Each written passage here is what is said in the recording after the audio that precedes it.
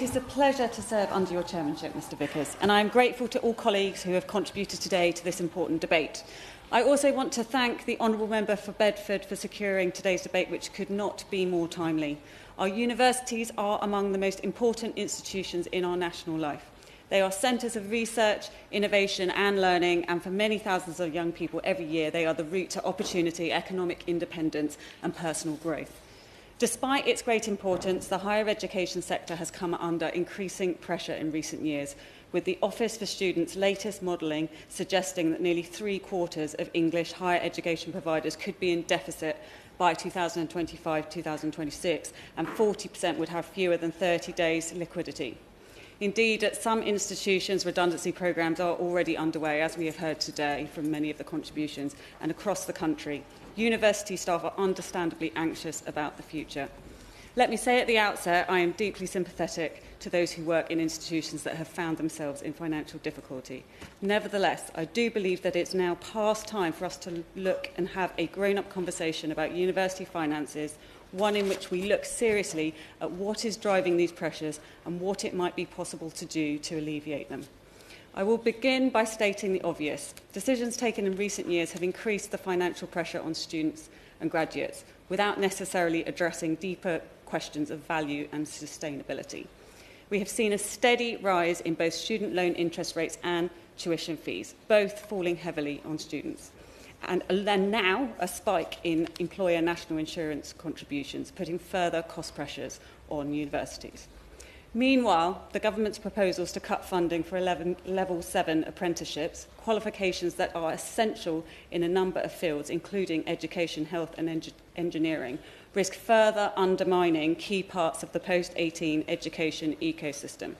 Many university departments rely on that funding, not just to sustain course provision, but to attract and retain highly qualified staff. The impact of those cuts will not be evenly spread, and it is right that we consider how they will affect institutions already under financial pressure. So that said, we must also confront an uncomfortable truth. There is now mounting evidence, including from the Institute for Fiscal Studies, indicating that a sizable share of higher education courses simply do not provide good value for money, either for the taxpayer or for the individual student. The IFS has concluded that around 30% of graduates, both men and women, would have been better off financially had they not gone to university at all.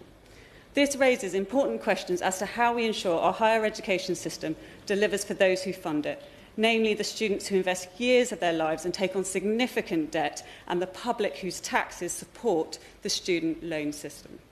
The current funding model is failing under the enormous weight of rapid expansion, marketisation and insufficient quality controls.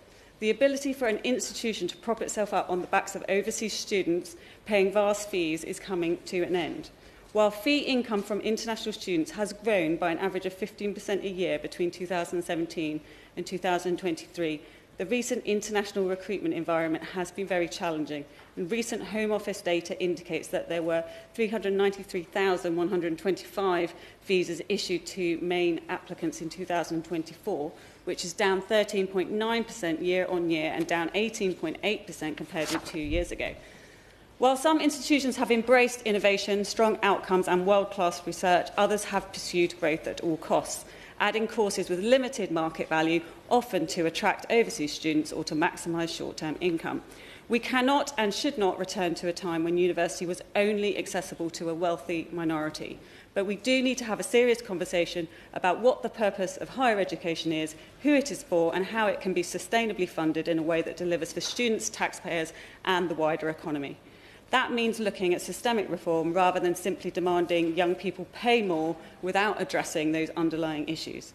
We need to examine course quality, graduate outcomes, student choice, and the role of further education and apprenticeships alongside traditional degrees. Such reform could begin by addressing the unacceptable lack of transparency around the student loan system. The public has a right to know how the system is operating, who is borrowing, who is repaying, and where there may be a risk of fraud or misuse. I understand that a paper on this very subject, compiled by the IFS and commissioned by the last government, remains unpublished, despite efforts to obtain it via Freedom of Information requests. I hope the Minister might be able to explain why this is the case and will understand that transparency builds trust while withholding data only fuels suspicion. On a related theme, Questions have rightly been asked about the eligibility criteria for student loans, particularly for non-UK nationals and EU citizens with settled status. It is, I think, surprising to many that even several years after Brexit, over 180,000 individuals were granted settled status in the first 6 months of this government. That figure deserves scrutiny, and it is legitimate to query what the implications will be for access to taxpayer-funded support in accessing higher education. It has been widely reported that the Student Loans Company is now accepting a mere certificate of application for settled status in order to approve loans. If that is the case, then I would urge ministers to review that policy as a matter of urgency. We must ensure that eligibility checks are robust and that the system is not open to exploitation. I'm going to continue just in terms of time. Coming now to concerns over the quality of some higher education provision. The government has said it is considering changes to the regulation of franchise providers, some of which have been implicated in cases of poor quality provision and potential fraud. While I welcome the consultation launched by the Department for Education, I would caution that many of the largest franchise providers are already regulated by the Office for Students. So the key question is not simply whether they are regulated, but how well the regulatory framework is working and whether it is actually driving up standards. And finally, we have heard ministers speak in recent months about tweaking the role of the Office for Students to strengthen its focus on value for money. In October, the department said it was developing options for legislative change, and the Secretary of State has since re-announced that commitment. But as far as I can tell, no tangible progress has been made. When will we actually see legislation brought forward? We have also heard mention of the Public Sector Fraud Authority being brought in, but that too sounds remarkably similar to the Internal Audit Agency investigation mentioned in last year's National Audit Office report. What is changing exactly, or are we simply hearing the same announcement wrote in new language?